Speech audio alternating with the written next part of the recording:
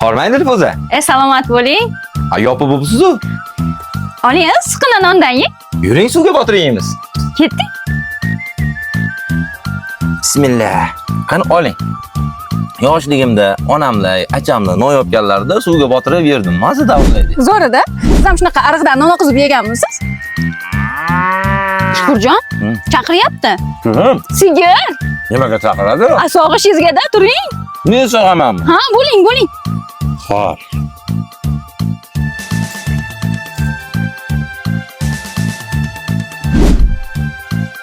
Shukurjon, o'zi sigir soqqanmisiz? Sigir sog'ib katta bo'lganman. Ko'rarkanmiz-da, qani? Hozir ko'rasiz.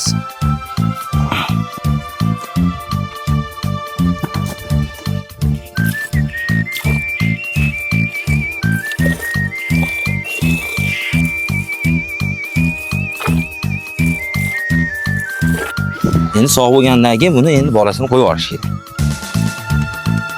Boshlayvering. Mana men sigir sog'dim. Siz endi ovqat qilasizmi? Bo'ldi, qanaqa ovqat qilay? Bilmadim, qanaqa ovqat qilmoqchisiz? Eng osoni kartoshka qovurdi-da. Ha, unda tezroq tayyorlang, qorni ochdi-ku. Ketdik.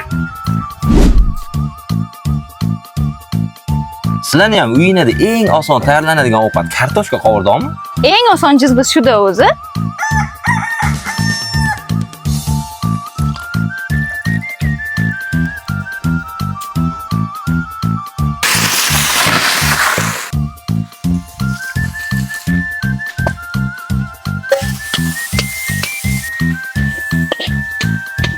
Dilfuzaxonni kartoshka qovurdoqlar pishguncha mana shu tarvuzni yog'li qilib so'yib turamiz.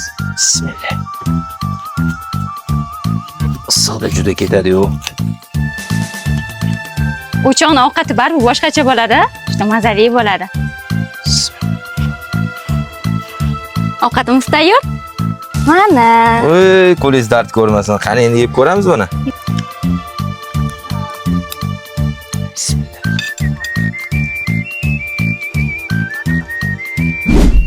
Hurmatli shaharliklar, qishloqda mana shunday sharoitda bir kun yashab ko'rishga nima deysiz? Fikringizni izohlarda yozib qoldiring va bu videoni qishloq tabiatini sevadigan shaharli yaqinlaringizga yuborib qo'ying.